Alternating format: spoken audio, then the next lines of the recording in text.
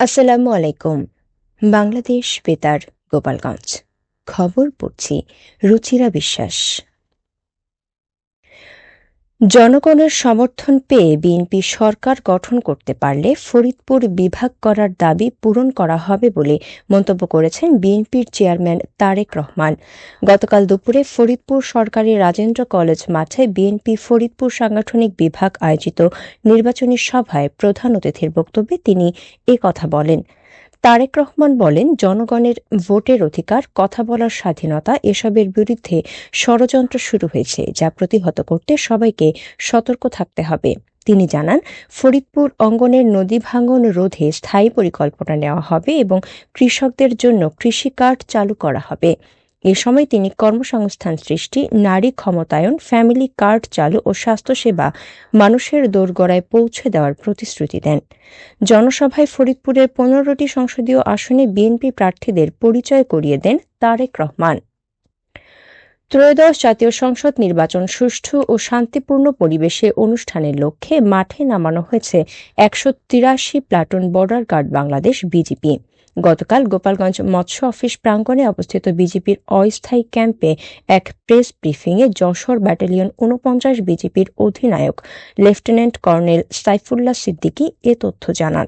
তিনি বলেন, দক্ষিণ পশ্চিমাঞ্চলের 18টি জেলার 108টি উপজেলায় নির্বাচনী দায়িত্ব পালন করবে বিজিপি। সুষ্ঠু নির্বাচন নিশ্চিত করতে 93টি অস্থায়ী বেস ক্যাম্প থেকে মোবাইল ও স্ট্রাইকিং ফোর্স হিসেবে কাজ করবেন বিজিপি সদস্যরা। এছাড়া যশোর ব্যাটালিয়নের আওতাধীন 3টি জেলার 11টি সংসদীয় আসনে 31 প্লাটুন বিজিপি মোতায়েন করা হয়েছে।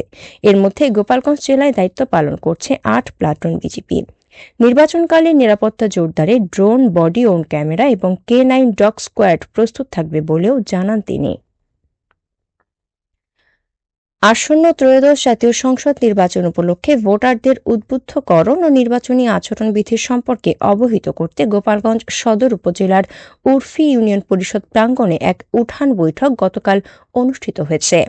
জেলা তথ্য অফিসার মোহাম্মদ সুলাইমানের সভাপতিত্বে অনুষ্ঠানে প্রধান অতিথি হিসেবে ভার্চুয়ালি যুক্ত ছিলেন গণযোগাযোগ অধিদপ্তরের মহাপরিচালক আব্দুল জলিল।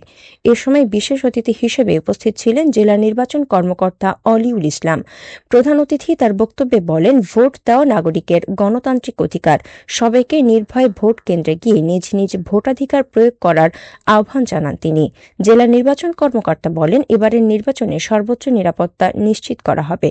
ভোট কেন্দ্রে সিসিটিভি ক্যামেরা ও বডি ক্যামেরা ব্যবহারের ফলে অনিয়মের কোনো সুযোগ থাকবে না। সভাপতির বক্তব্যে তথ্য অফিসার ভোটারদের আচরণবিধি ও ভোটের দিন করণীয় বর্জনীয় বিষয়ে বিস্তারিত তুলে ধরেন। আসন্ন জাতীয় সংসদ নির্বাচনকে সামনে রেখে নড়াইল 2 আসনে বিএনপি মনোনীত ধানের শীষের প্রার্থী ডা.এ.জেড.এম ফরিদুজ্জামান ফরহাদের নেতৃত্বে গতকাল লোহাগড়ায় এক নির্বাচনী মিছিল ও সমাবেশ অনুষ্ঠিত হয়েছে। মিছিলটি লক্ষ্মীপাশার মোল্লার মাঠ থেকে শুরু হয়ে শহরের প্রধান প্রধান সড়ক প্রদক্ষিণ করে আলা মুন্সির মোড়ে গিয়ে শেষ হয়। পরে সেখানে আয়োজিত সমাবেশে প্রধান অতিথির বক্তব্য দেন ফরিদুজ্জামান ফরহাদ। এ সময় জেলা বিএনপির সাংগঠনিক সম্পাদক টিপু সুলতান, খন্দকার ইজাজুল হাসান বাবু, জেলা ছাত্রদলের সাধারণ সম্পাদক খন্দকার মাহমুদুল হাসান সনি, জেলা মহিলা দলের সাধারণ সম্পাদক সালেহা বেগম সহ জেলা, উপজেলা ও ইউনিয়ন বিএনপি এবং অঙ্গ সংগঠনের নেতাকর্মীরা উপস্থিত ছিলেন। বাংলাদেশ পূজা উদযাপন পরিষদের উদ্যোগে ফরিদপুরে বিভাগীয় পর্যায়ে শ্রীমদ্ ভগবদ গীতা পাঠ প্রতিযোগিতা অনুষ্ঠিত হয়েছে।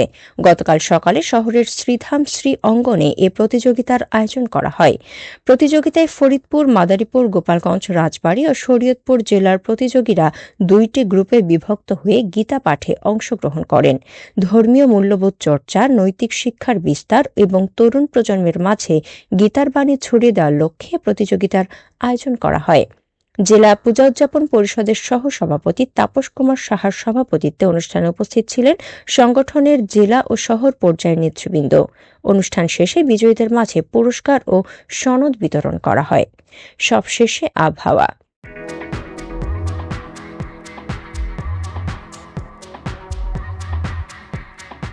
আজ বেলা 1টা পর্যন্ত আবহাওয়ার পূর্বাভাসে বলা হয়েছে, দেশের অভ্যন্তরীণ নদীবন্দর সমূহের জন্য কোনো সতর্কবার্তা নেই এবং কোনো সংকেত দেখাতে হবে না। খবর শেষ হলো। আমাদের পরবর্তী খবর প্রচারিত হবে সকাল 10টা বেজে 30 মিনিটে বাংলায়।